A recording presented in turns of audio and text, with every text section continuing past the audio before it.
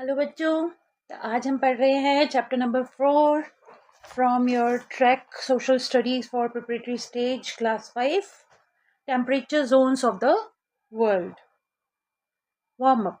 Take 2 jars, label 1 jar weather and 1 climate.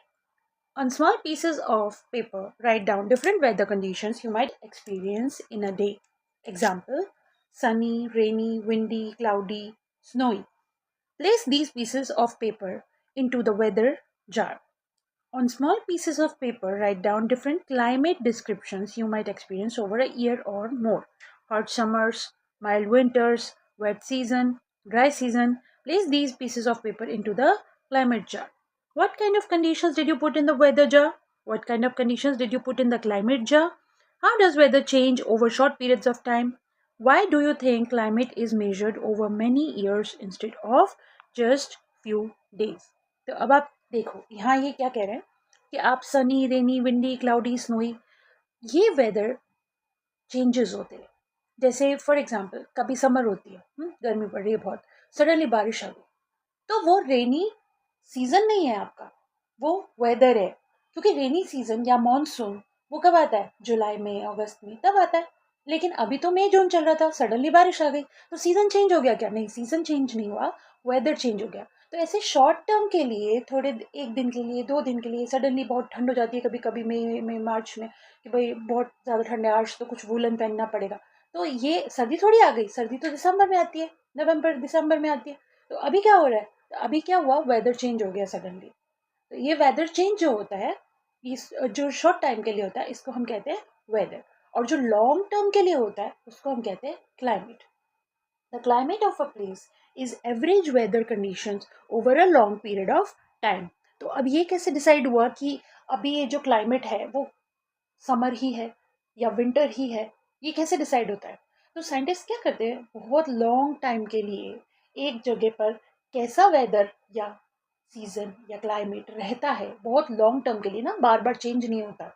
कितने साल तक वो लोग स्टडी करते हैं? ऑलमोस्ट ऑलमोस्ट 30 ईयर्स के लिए भी वो स्टडी कर सकते हैं. तो इतना स्टडी जब वो करते हैं और वो देख रहे हैं कि जी नहीं, हमेशा ही मई से लेके जून जुलाई तक तो गर्मी रहती ही रहती है, तो फिर वो क्या है? वो आपका क्लाइमेट है या आपका सीजन हो जाता है. और जो वेदर कंडीशंस थोड़े थोड़े दिनों में बदल जाती है, एक दो दिन बारिश का मौसम रहा, फिर वापस गर्मी हो गई, एक दो दिन बारिश का मौसम रहा, फिर ठंड हो गई, ऐसा अगर होता है तो वो आपकी वेदर कंडीशंस होती है. Factors influencing climate. अब हमने कहा कि भाई क्लाइमेट जो है हमारा, वो जो है कभी समर होती है, कभी विंटर होती है, मगर ये समर और विंटर ये कैसे एग्जिस्ट करती है, ये हम अभी पढ़ेंगे. फैक्टर्स इन्फ्लुएंसिंग क्लाइमेट का मतलब है वो कौन सी चीज़ है जिसकी वजह से क्लाइमेट जैसा है, जैसा हमें लगता है कि गर्मी है, वो गर्म रहता है. वो क्यों होता है? अब इसका क्या कारण है? लैटिट्यूड और distance of a place from equator. Latitudes क्या होते हैं? अब हमने पिछले चैप्टर में पढ़ा था, हाँ, लॉन्गिट्यूड्स के बारे में पढ़ा था. और क्या पढ़ा था हमने? लैटिट्यूड्स के बारे में. Longitudes and latitudes. अब ये लॉन्गिट्यूड्स तो लॉन्ग, लंबे सीधे, जो नॉर्थ पोल से साउथ पोल की तरफ होते हैं, ठीक है, वो वाले होते हैं. दूसरे होते हैं हमारे लैटिट्यूड्स, ठीक है. वो कहाँ एग्जिस्ट करते हैं? हमारा जो सबसे बड़ा था ग्रेट सर्किल लैटिट्यूड जो है वो कौन है? इक्वेटर, है ना.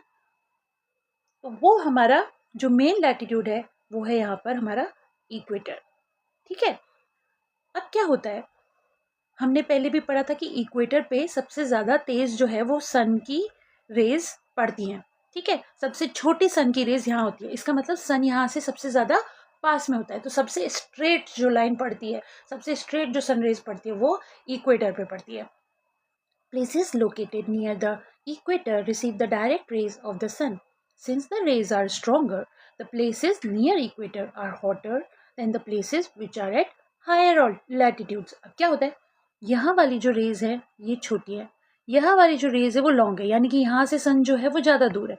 तो जितना ज़्यादा सन दूर होगा उसकी रेज दूर होगी, जितनी हल्की उस पर रेज पड़ेगी उतना ही कूल वेदर रहेगा, ठीक है. अब देखो ये यहाँ पर एक एग्जाम्पल से हमें बता रहे हैं. Places near the poles get slanting rays of the sun. These rays have to travel through a great distance and spread out over a larger area and are therefore weaker, thus making the place less hot. To see, अब ये देखो, ये आपको example बता रहे हैं, to see how direct rays give more heat than slanting rays you can do this simple experiment. आप एक टॉर्च लो और टॉर्च को एकदम अपसाइड डाउन कर दो, तो आप नीचे देखोगे कि फ्लोर पर एक सर्किल बन गया, वो सर्किल एकदम आपको डार्क दिखेगा। अब आप क्या करो, उस टॉर्च को धीरे धीरे दूर दूर दूर दूर अपने मूव करते जाओ, आगे आगे। आप देखोगे जो सर्किल है वो अब सर्किल नहीं रह रहा, थोड़ा ओवल शेप का हो गया, थोड़ा डिस्टॉर्ट हो गया वो। तो अब ये ओवल शेप का होने की वजह से उसकी जो आउटलाइन थी वो भी अब आपको क्लियर नहीं दिख रही। तो इसका मतलब क्या हुआ, लाइट वहां पर एकदम स्ट्रेट नहीं पड़ रही है, उतनी तेजी से नहीं पड़ रही जितनी नीचे पड़ रही थी। The circle of the light is bright and concentrated in the center. Now slant the torch, you will see that the light becomes scattered over a large area and is not concentrated as the former. अब वो पहले वाले circle की तरह एकदम concentrated आपको नहीं दिख रहा है। This is how latitude affects the temperature of the place. इसी तरह latitude जो है वो वर्क करता है और इसी तरह जो हीट है वो डिस्पर्स होती है। ऑल्टीट्यूड, अब हमने पढ़ लिया लॉन्गिट्यूड, नॉर्थ से साउथ पोल रन करते हैं वो, ठीक है। फिर हमने पढ़ लिया लैटिट्यूड, वो इक्वेटर के पैरेलल होते हैं सारे, हमने पढ़ा था, ठीक है। अब हम आ गए ऑल्टीट्यूड। अब अर्थ एकदम फ्लैट तो है नहीं, थोड़ी ऊंची भी है कई कई जगह से, तो वो जो हाइट होती है उस जगह की उसे हम कहते हैं ऑल्टीट्यूड। जैसे आपका हिल एरिया, अब हिल एरिया को कैसे नापेंगे, उसकी हाइट नापेंगे कि वो कितना ऊंचा है, तो उसको हम कहते हैं ऑल्टीट्यूड। और ये हाइट हम कहाँ से नापते हैं, भाई हिल जहाँ से नीचे से टच हो रही है वहां से वहां तक नाप लो, नहीं, ऐसे तो सब जगह अलग अलग हो जाएगा। किसी की हाइट कुछ आएगी, किसी की हाइट कुछ आएगी। कोई कहेगा कि मैं तो जमीन से नापूंगा, कोई कहेगा मैं तो 1 इंच छोड़ के थोड़ा ऊपर से नापूंगा, तो ऐसे तो सबकी हाइट अलग अलग हो जाएगी। तो हम क्या करते हैं, हम एक हाइट डिसाइड करते हैं, सी लेवल, सी का जो लेवल होता है फिर उससे वो कितना ऊंचा है वो हम उसकी हाइट मानते हैं, उसे हम कहते हैं altitude. Altitude refers to the height of a place above the sea level. As you know, higher you go, cooler it becomes. So the places which are located at higher altitudes are cooler than the places located at lower altitudes, that is, near the plains or at sea level. For example, Darjeeling is 2045 meter above sea level and is cooler than Kolkata, which is at sea level. अब आप देखो, दोनों ही waste Bengal में है, ठीक है, लेकिन दार्जिलिंग जो है वो इतनी हाइट पे है और इसीलिए वो वहाँ पर ठंडा मौसम रहता है, और कोलकाता में इतना ठंडा नहीं रहता जितना हिली रीजन में रहता है। Distance from the sea, okay, हमने जो फैक्टर्स पढ़े कि भाई कौन से वो फैक्टर्स हैं जो ये डिसाइड करते हैं कि उस जगह का क्लाइमेट कैसा होगा। तो एक तो हमने क्या देखा, लैटिट्यूड, यानी कि वो जो जगह है वो इक्वेटर से कितनी दूर है उस पर डिपेंड करेगा कि वहाँ गर्मी पड़ेगी या मौसम ठीक ठीक रहेगा। दूसरा होगा ऑल्टीट्यूड, कि उसकी हाइट क्या है, अगर उसकी हाइट ज़्यादा है तो ठंडा रहेगा और हाइट कम है तो गर्म रहेगा, ठीक है।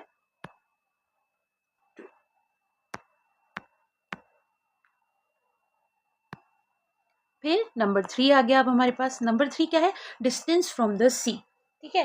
सी से कितनी दूरी है इस पे भी डिपेंड करेगा कि आप जिस जगह पर हो वो ठंडी है या गर्म रहेगी। अब वो सी कैसे अफेक्ट करता है, places near the sea are neither very hot nor very cold, whereas those far from it have extreme climates. In summer, land heats up faster and warms the air above it. The warm air rises, making the way for cooler air from above the sea to flow in. In winter, the sea remains warm because it loses heat slowly. When the land gets cold, the warm air from the sea makes it warm. This is how sea breeze keeps the place near the sea warm in winter and cool in summer. Okay, तो अब ये इस paragraph में क्या कह रहे हैं कि places near the sea are neither very hot nor cold. आपने देखा हो, अगर आप में से कोई भी सी के पास वाली जगह पर गया है, जैसे केरल, गोवा या ऐसे कहीं पर भी अगर आप घूमने गए हैं, तो आप देखोगे वहाँ पर कभी भी बहुत ज़्यादा गर्मी या बहुत ज़्यादा ठंड नहीं होती। आप सर्दी में जाओगे तो भी आपको वहाँ वूलन वगैरह पहनने की ज़्यादा ज़रूरत नहीं पड़ती है अगर आप सी बीच एरिया में हैं। और अगर आप गर्मी में भी जाएं, अगर आप मार्च अप्रैल के मौसम में भी जाएं, तभी भी वहाँ पर आपको गर्मी नहीं लगती है, एसी की कोई कमी महसूस नहीं होती आपको बाहर। आप आराम से बिना कूलर की हवा के भी घूम सकते हो। क्यों, क्योंकि वहाँ पर क्या होता है बेटा, मैं आपको इसे एक एग्जाम्पल से समझाने की कोशिश करती हूँ, ठीक है। तो इस डायग्राम से आप थोड़ा सा समझने की कोशिश करिए कि क्या होता है। ये जैसे आपकी लैंड है, तो लैंड में क्या होता है कि अगर सूरज की धूप पड़ रही है तो वो हीट अप हो जाती है। लैंड वाटर के रिस्पेक्ट में जल्दी हीट होती है। अब वो जैसे ही हीट होगी तो क्या होगा कि उसकी जो एयर है वो ऊपर की तरफ उड़ने लग जाएगी। ठीक है, जैसे ही वो ऊपर की तरफ उड़ेगी तो नीचे जो है आपके वो जगह खाली हो जाएगी। जगह खाली होते ही क्या होगा कि ये जो कूल एयर है यहाँ समुद्र के ऊपर वो बह के किधर आ जाएगी, लैंड की तरफ। इसी तरह मूवमेंट ऑफ एयर यहाँ पर बना ही रहता है, यहाँ हमेशा ही लैंड ब्रीज या सी ब्रीज चलती ही रहती है। ठीक है, तो जब सी से आती है या लैंड पर ब्रीज तो उसको हम कहते हैं सी ब्रीज। और जब रात के टाइम जब सन नहीं रहता है तब जो जमीन है वो फटाफट कूल हो जाती है, और कूल होने के बाद वो वाटर से भी ज्यादा कूल हो जाती है। तो जब वाटर में गर्म हवा रहती है और वो ऊपर की तरफ उड़ती है तो जमीन की तरफ से जो ब्रीज सी में जाती है फिर से मूवमेंट ऑफ एयर हो गया। तो हम जो एक्सपीरियंस करते हैं वो मूवमेंट ऑफ एयर एक्सपीरियंस करते हैं। हमें ये पता नहीं चलता कि अभी सी ब्रीज चल रही है या लैंड ब्रीज चल रही है, लेकिन चूंकि हमें हमेशा हवा लग रही होती है तो अच्छा लगता है हमको। तो जो लैंड से सी की तरफ ब्रीज जाती है उसको हम कहते हैं तो लैंड हम क्या पढ़ रहे हैं? ब्रीज हाँ, तो places near the sea neither are very hot nor cold. तो क्या होता है बेटा, ये जो ज़मीन है वो जैसे ही गर्म होती है तो सी की तरफ से जो ब्रीज है वो ज़मीन पे जो एयर है, क्योंकि वो तो ऊपर उड़ेगी, कोई भी चीज़ गर्म होती है। आपने देखा ना कई बार मम्मा पानी बॉईल कर रही होती है गैस पे, आप देखते हो स्टीम जो है वो उड़ रही है और ऊपर की तरफ जा रही है। तो जब भी जो हवा है वो गर्म होती है और ऊपर की तरफ जाती है तो नीचे जगह खाली हो जाती है। तो नीचे जो जगह खाली हो जाती है वो समुद्र से आने वाली हवा से भर जाती है, तो वो हवा होती है ठंडी। तो हमें ठंडा फील होता है। रात को जब सन नहीं होता तो फिर क्या होता है, लैंड हो जाती है ठंडी। लैंड शाम को 3 4 5 बजे के बाद ठंडी होना शुरू हो जाती है और रात तक वो बिल्कुल ठंडी होने लगती है। तो जब ठंडी हो जाती है तो उसके बाद क्या होता है, जब वाटर जो होता है वो देर से ठंडा होता है। तो जब उसमें वार्म एयर रहती है और वो मूव करती है वहां से अपनी जगह से, तो फिर जो हवा है वो लैंड की तरफ से सी में चली जाती है। अब आप देखो ये है हमारे बीच एरियाज, या मैं बात करी कोस्टल एरियाज के बारे में, जहाँ पर समुद्र पास में है तो एक्सचेंज ऑफ एयर फटाफट हो जाता है ऑन डेली बेसिस। अब मान लो हम जो ओशन है, सी है, उससे दूर आ गए। ठीक है, दूर आ गए, हम कहाँ आ गए, हम राजस्थान में आ गए। अब यहाँ पर भी लैंड गर्म होती है, जो एयर है ऊपर जाती है और उसको एयर रिप्लेस करती है जो थोड़ी ठंडी होती है। मगर क्योंकि वो सी की तरफ से मूवमेंट है उस एयर का और वो वहां से बहती हुई आ रही है धीरे धीरे, तो यहाँ तक आते वो वापस गर्म ही हो जाती है। तो इसीलिए हमारे यहाँ जो हवा बहती है वो लू हो जाती है। ठीक है, जो गर्मियों में बहुत हीट की वजह से हमारी जो एयर है वो ऊपर जा रही है और दूसरी एयर आ रही है उसको रिप्लेस करने के लिए, तो वो भी लू ही हो जाती है। फिर धीरे धीरे क्या होता है कि जब समुद्र में बहुत ज़्यादा वेपर्स बनने लग जाते हैं, बहुत ज़्यादा बादल वादल बनने लग जाते हैं, तो फिर क्या होता है वहाँ पर कूलिंग जो होती है, वो जो एयर होती है वो वाटर कैरिंग एयर होती है। वो जो वाटर कैरिंग एयर होती है जब वो यहाँ पर आना शुरू होती है, जैसे जैसे मौसम थोड़ा ठंडा होने लगता है, क्योंकि मई जून में तो सबसे ज़्यादा गर्मी थी, तो यहाँ तक आते हैं तो वो बिल्कुल ही उसका सारा पानी उड़ जाता है, कोई ह्यूमिडिटी नहीं रहती। लेकिन जैसे जैसे मौसम ठंडा होने लगता है, हम सन से दूर जाने लगते हैं, तो वैसे वैसे उस एयर का मॉइस्चर धीरे धीरे उड़ता है। तो फिर जब वो हमारे पास आती है तो वो वाटर लेके आती है ना, क्लाउड्स को लेके आती है। तो जब वो फिर से जब हमारी जो एयर है वो रिप्लेस हो रही है, तो अब किस एयर से रिप्लेस हो रही है, वो अब थोड़ी ठंडी हवा से रिप्लेस हो रही है। ये ठंडी हवा हमारे मौसम को फिर धीरे धीरे थोड़ा कूल कर देती है। फिर उसमें क्लाउड्स हो जाते हैं, क्लाउड से फिर हमारे यहाँ बारिश हो जाती है। ऐसे होता है। अब किस लिए ज़रूरी है, एक बात और भी यहाँ पर इम्पोर्टेंट आती है कि अभी हमारे यहाँ बहुत पेड़ कट रहे हैं। उस पेड़ की वजह से इस साल ऐसा कहा गया कि इंडिया बहुत ही हॉट रहा था, और उसकी वजह से क्या होता है कि ब्रीज तो आ रही है सी से, वो वाटर कैरी करके ही आ रही है, लेकिन हीट जब ज़्यादा होगी तो ह्यूमिडिटी बिल्कुल ही कम हो जाएगी, तो वो क्लाउड्स नहीं आ पाएंगे ठीक से। क्लाउड्स नहीं आ पाएंगे तो फिर रेन कैसे आएगी, फिर ड्रॉट पड़ेगा। प्लांट्स इसीलिए ज़रूरी होते हैं ताकि वो हमारे जो रेगुलर टेम्परेचर है अर्थ का, किसी भी लैंड का, उसको मेंटेन करे। गर्म तो फिर भी होगी वो, पर इतनी गर्म ना हो कि वहां से ब्रीज आ रही है जो उसका वेपर पूरा ही उड़ा दे और बारिश ही ना हो पाए। ओके, तो ये हमने बात की डिस्टेंस फ्रॉम द सी। अगर डिस्टेंस कम होगा तो टेम्परेचर रोज़ रेगुलेट होता रहता है, लेकिन डिस्टेंस जब ज़्यादा होता है तो रेगुलेशन में टाइम ज़्यादा लगता है।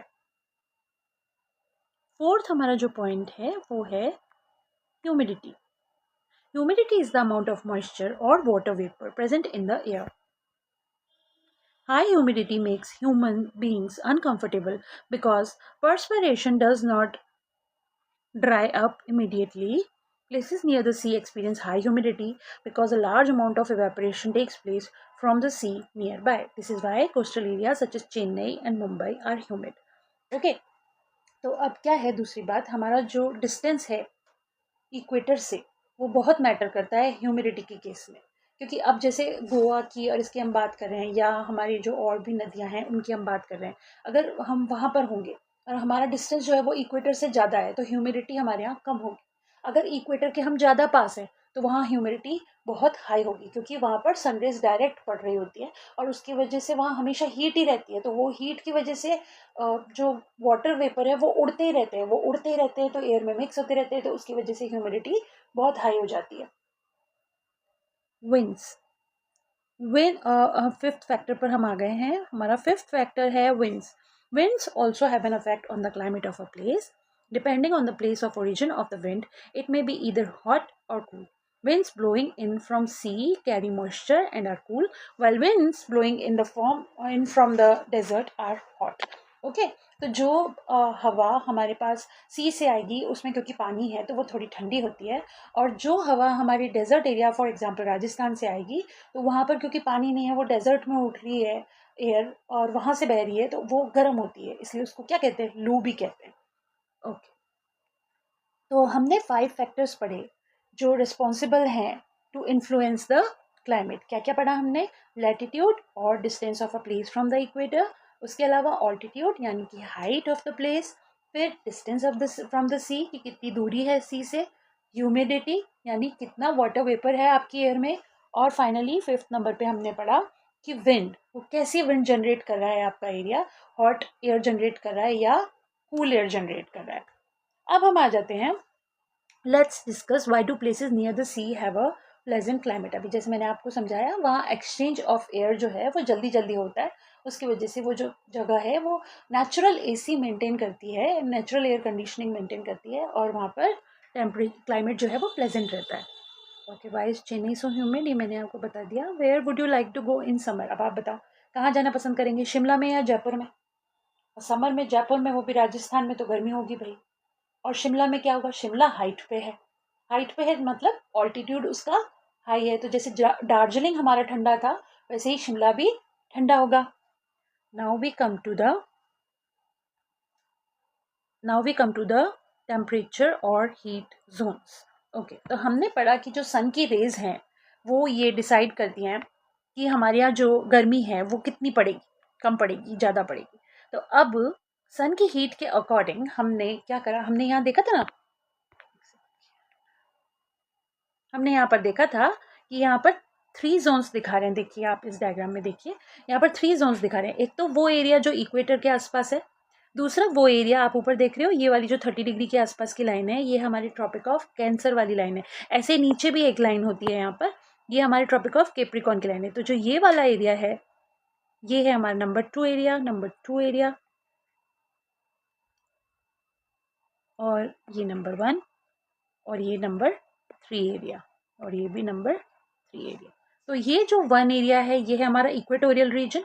फिर ये जो ऊपर आए हम, ये हमारा है ट्रॉपिक्स का रीजन जो ट्रॉपिक ऑफ कैंसर है और ट्रॉपिक ऑफ कैप्रिकॉर्न है। फिर नंबर 3 जो है हमारा वो ऊपर वाला नॉर्थ पोल पे जो है वो है आर्कटिक सर्कल, और नीचे वाला एंटार्क्टिक सर्कल। तो उसी हिसाब से कि भाई कैसी लाइट यहाँ पर पड़ रही है, हमने हमारे अर्थ में जो जोन्स हैं वो 3 जोन्स में बांट लिए हैं, torrid zone, temperate zone and frigid zone. आप इसको इसी सीक्वेंस में याद करना, क्योंकि इसी सीक्वेंस में याद करने से आपको बार बार सोचना नहीं पड़ेगा कि कौन सा जोन कौन सा है। टॉरिड जोन सबसे पहला जोन है जो बिल्कुल इक्वेटर के पास होता है और इक्वेटर के दोनों साइड एग्जिस्ट करता है। फिर उसके ऊपर जो हमारा ट्रॉपिक ऑफ कैंसर और ट्रॉपिक ऑफ कैप्रिकॉर्न वाला जोन है उसको हम कहते हैं टेम्परेट जोन। फिर हमारा थर्ड जोन आता है विच इज फ्रिजिड जोन, वो कहाँ एग्जिस्ट करता है, आर्कटिक सर्कल पे और एंटार्क्टिक सर्कल पे। तो आइए हम इसको रीड करते हैं एक बार। टेम्परेचर और heat zone, temperature zones are determined by amount of sunlight received by a region. Since earth is shaped like a sphere, different parts of earth receive different amounts of sunlight. Based on the intensity of the heat received from the sun by a particular place, the earth has been divided into 3 temperature or heat zones. First is torrid, second is the temperate zone, third is the frigid zone. The important latitudes help in explaining these zones. तो first हम पढ़ रहे हैं the torrid zone. The torrid zone also known as the hot zone, ये सबसे hot zone होता है, is the hottest zone on the surface of the earth as it receives the direct rays of the sun. This zone extends from Tropic of Cancer in the north to Tropic of Capricorn in the south. ठीक है, यहाँ Tropic of Cancer से 23.5 degree, आप ये देखो first diagram में आपको दिख रहा है, ये यहाँ ट्रॉपिक ऑफ, ये है आपका ट्रॉपिक ऑफ कैंसर, यहाँ से लेके ये पूरा ट्रॉपिक ऑफ केप्रिकॉन तक एग्जिस्ट करता है. यहाँ पर there is not much difference between summer and winter season. This zone has tropical climate since it receives the sunlight throughout the year. एक सी सनलाइट यहाँ पर रहती है, मतलब सुबह होते ही यहाँ पर इतनी तेज धूप हो जाती है जैसे हमारे यहाँ दोपहर में 12 बजे होती है. ठीक है, there is not much difference between summer and winter season here, but as we move away from the equator the seasons become more distinct. Temperate zone second आ गया हमारा टेम्परेट जोन. टेम्परेट जोन कहाँ पर है? Tropic of cancer से ऊपर Arctic circle तक और ट्रॉपिक ऑफ कैप्रिकॉन से नीचे एंटार्क्टिक सर्कल तक. The temperate zone is divided into two depending on its location. North temperate zone lies between the Tropic of Cancer and Arctic Circle, while the south temperate zone lies between the Tropic of Capricorn and Antarctic Circle. As the name suggests, the place in these zones have moderate climate. मतलब ना ही तो ज़्यादा ठंडा ना ही तो ज़्यादा cool. They are neither too hot nor too cold. These zones receive slightly slanting rays of the sun and are thus comparatively cooler than the places lying in the torrid zone. The summer and winter seasons are very distinct here. The days are longer in the summer while nights are longer in the winter. फिर हम आ जाते हैं हमारे frigid zone में. The frigid zone is divided into North frigid zone extending from Arctic Circle to North Pole and South frigid zone extending from Antarctic Circle to the South Pole. The frigid zones are extremely cold throughout the year due to the slanting rays of the sun. In the previous chapter, we have read that during the summer, the areas beyond Arctic Circle have daylight for 6 months. हमने पढ़ा था ना कि अर्थ slanting होती है और slanting होने की वजह से उस पे नॉर्थ पोल पे 6 मंथ्स तक डायरेक्ट लाइट पड़ती है और उसमें नाइट होती ही नहीं है, 6 महीने तक बस डे ही रहता है. और फिर बाद में जब फिर से स्लांटिंग होती है तो फिर साउथ पोल में ऐसा होता है, ऐसा हमने देखा था. And during winter they have darkness for 6 months. This is because of the tilt of the axis. Life here is very difficult and in some places the ground is permanently covered with ice. Did you know millions of years ago large parts of earth were covered with ice? It was known as the Ice Age. Knowledge of India. During the winter, Himalayas shield North India from cold winds blowing the Central Asia. The mountains act as natural barrier, preventing the frigid air from reaching the Indo-Gangetic plains. क्या है हिमालय? हमारी shield है. वो shield की वजह से क्या है, जो बहुत कोल्ड एयर होती है आर्कटिक जोन से वो हमारे यहाँ आती नहीं है. अगर वो आ जाएगी तो हमारे प्लेन्स में भी वहाँ पर बर्फ़ जम जाएगी और वो हमारे सबसे ज़्यादा फर्टाइल प्लेन्स हैं. और अगर वही स्नो से कवर हो जाएंगे तो फिर हम कहाँ पर ग्रो करेंगे हमारी इतनी क्रॉप्स जो ग्रो होती हैं. Values and life skills. When you plan to visit a place during your vacation, you must keep in mind the factors that influence the climate of that place. This will help you to carry the right clothes and make your stay comfortable. What other things you may need to do according to the climate while traveling? Discuss. Okay. तो हम जब कभी भी planning करते हैं कि हमें कहीं बाहर घूमने जाना है, चाहे हमें समर्स में बाहर जाना हो, लेकिन हम यहाँ के टेम्परेचर के हिसाब से पैकिंग नहीं करते. हम किस हिसाब से पैकिंग करते हैं कि जहाँ हम जा रहे हैं वहाँ पर कैसा वेदर रहेगा, उसके अकॉर्डिंग आपको सामान लेकर जाना होता है ना. Let's recall temperature zones of the world. There are 5 factors which affect the climate of place: latitude, altitude, distance from the sea, humidity and winds.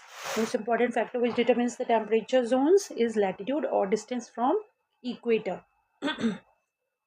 There are 3 temperature or heat zones. The torrid zone extends within the tropics and is very hot. The temperate zone has a moderate climate and frigid zone is the coldest one. Now let's do the exercises. Which of these affect the climate of a place? Distance from the equator? Yes. Altitude? Yes. Distance from the sea? Yes. All of these? Yes. All of these will be the answer. Which of these are true about winds blowing from the sea? They carry moisture, yes, अगर सी से कोई भी bridge आ रही है तो उसमें moisture होगा ही. What kind of climate do coastal areas have? Dry, humid, cold, freezing, humid. How many temperature or heat zones are there? कितने zones होते हैं heat zones? 3. Which zone extends from Tropic of Cancer to Tropic of Capricorn? कौन सा zone होता है कि Tropic of Cancer से लेके Tropic of Capricorn तक exist कर रहा है? Torrid zone. Places at high altitude are cooler.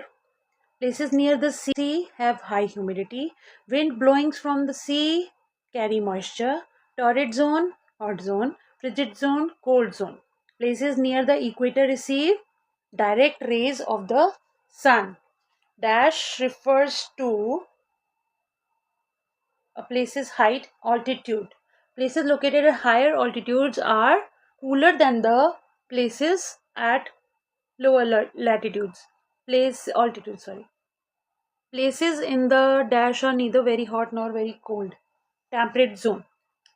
As we go towards the pole, the rays of the sun become slanting. Places near it receive direct rays of the sun. Equator. This affects the climate of a place. Humidity. This is the hottest zone, torrid zone. This zone has moderate climate, temperate zone. This is the coldest zone, frigid zone. Okay तो बच्चों, हमारा ये जो chapter है ये complete हो गया है. मैं आपको क्वेश्चन आंसर इसलिए नहीं करवाती हूँ क्योंकि every teacher has their own style to get the questions done. तो बट इन केस आपको अगर इसमें हेल्प चाहिए तो please let me know in the comment section, और मैं क्वेश्चन आंसर की भी एक सीरीज़ बना दूँगी हर चैप्टर की. Also if you need any specific lecture about any specific subject, please let me know in the comment section. मैं उसके बारे में भी क्लास यहाँ पर डाल दूँगी. Okay, thank you for listening. We'll meet in the next class. Bye bye.